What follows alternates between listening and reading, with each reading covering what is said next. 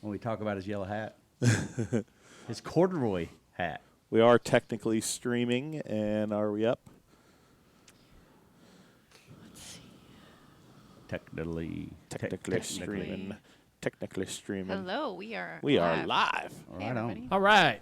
Hey, everybody. It's Dale Jr. for the Dale Jr. Download live on the Ask Jr. part of the show, presented by Nationwide. Leah is going to bring up the questions, so let's get started. Hello. First question from Cowboy Kurt. Should non-playoff drivers race the playoff drivers differently or just let them race to see who has the best car on track? Just, it's a race. Drop the green flag. Everybody tries to win, just like we always have done it. I'm good with that. I mean, I didn't, I didn't come up with the playoff rules or the fact that there's playoff cars out there with non-playoff cars, so I don't want to deal with the repercussions and consequences of what might happen. And so, let the drivers police it. Let them handle what they think is right, etiquette-wise, and what their roles and responsibilities are, and we'll just keep on digging. Mike Fitch wants to know, are you in favor of changing the penalty for speeding on pit road, especially at tracks like Dover? I don't think putting a car 2+ laps down for an extra tenth of a second they may be gained is fair punishment. Perhaps let 3 cars pass you, or maybe a stop spot like the Roval. No. Yeah, I'm with you. I mean, I appreciate the ingenuity, the thought there, and I understand what he means. It that track and other smaller tracks, if you have to pit for whatever kind of penalty, it's much more excessive than it would be at a bigger place like Indy or a road course even. So yeah, it's like the punishment doesn't meet the crime or fit the crime. But I think that you got to have consistency. The rules need to be the same every chance we can make them the same or simple, so they're simple to understand. So when you go to this track or that track or that track, it's the same rules, same penalty. I would be opposed to changing that. JFZ28 on YouTube. He wants to know if there's any update on North Wilkesboro. Yeah, we're moving along. A lot of emails flying around between Marcus Smith at with Charlotte Merchant Speedway and the owners of North Wilkesboro, the iRacing folks that are going to come scan the track once we have it cleared, and Mike Davis and myself and a few other people as well. So, yeah, we're moving forward on that. We're going to keep you updated. Once we get there and handle that, I think Dirty Mo Media is going to capture some content of that particular event and us doing that. So we're going to put out a piece, much like our Time Machine piece that just recently came out on our YouTube page. If you haven't seen that, go see it, Time Machine on this YouTube page for Dirty Mo Media. But yeah, we'll let you know. It's still a month or so, a little further out. Getting a lot of questions about Halloween, a couple different ones. The first one, do you have a favorite costume that you dress up as a kid? And then does Isla have one this year?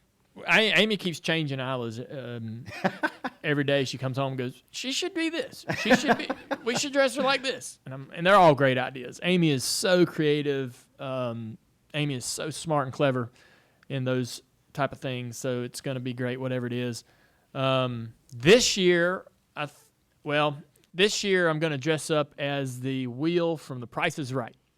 So that's going to be my costume this year. Wait, what? Yeah. How do you dress up as a wheel?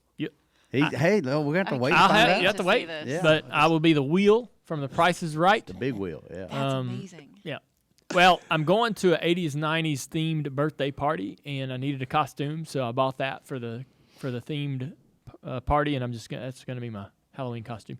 But my favorite costume as a kid was a football player. I had I probably got some pictures of it, but I had the pants with the pads, white, no stripes, red jersey, shoulder pads, no numbers, just the most basic retail football uniform you could find. I mean, it was sad. Didn't even have numbers. It had the plastic white helmet with a plastic bar. But I wore that thing till it was too small. I wore it like I was a football player for like 4 years in a row. I wanted to be a football player so bad when I grew up. And then, I didn't grow up. I didn't get big enough. You didn't grow up. No. Yeah. Jason Probus wants to know, do you think it would be wise for a major network to televise dirt racing, USAC or World of Outlaws? Locally, it's obviously popular and covered on the internet in ways, but it would be super cool for it to be mainstream. 100%.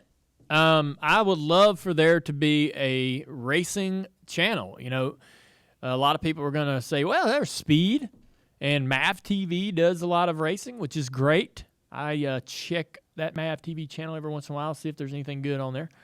NBC SN is showing K&N races and a lot of other motorsports events more frequently.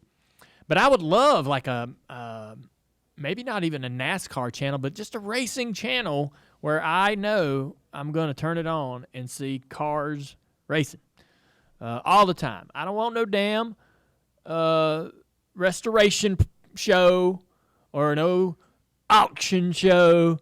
I don't want none of that mess. I want racing 24 hours a day. You know, it's like everybody with me? At those casinos, when there's always that one channel, the hotels and casinos, that one channel that has the horse racing on it. Like you always turn it on, and there will be always a race. horse racing. Yeah, well, it's always horse racing, but you want that for yeah. I hear you. I want it to be that dependable. Yeah, you know, I do like watching the car auctions sometimes, but if it's a racing channel, it needs to just be always racing. that's a good idea. Right. Like it. Express Lawn Care Services, they have a question about your shoes. What type of Asics do you wear?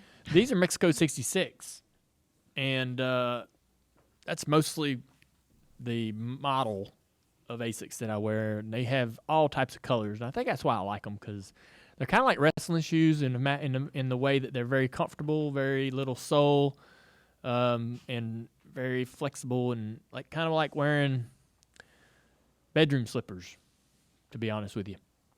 And I like the retro look. Heather Rogers wants to know, do you think Indy could be a night race?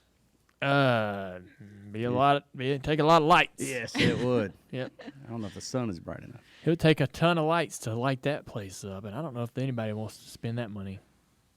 All right, that's all we got today. Oh, all right. Well, I appreciate everybody tuning in. We got a great show today. Bubba Wallace was our guest. We also had Josh Berry, who is our late model driver that won the 300 lapper at Martinsville. He comes on as well, so make sure you check out the podcast later today when Matthew has it done, and the TV show on NBCSN every Tuesday. Is it on 5 p.m. Just 5 p.m. Yeah, there's that's no right. 9. There's no midnight.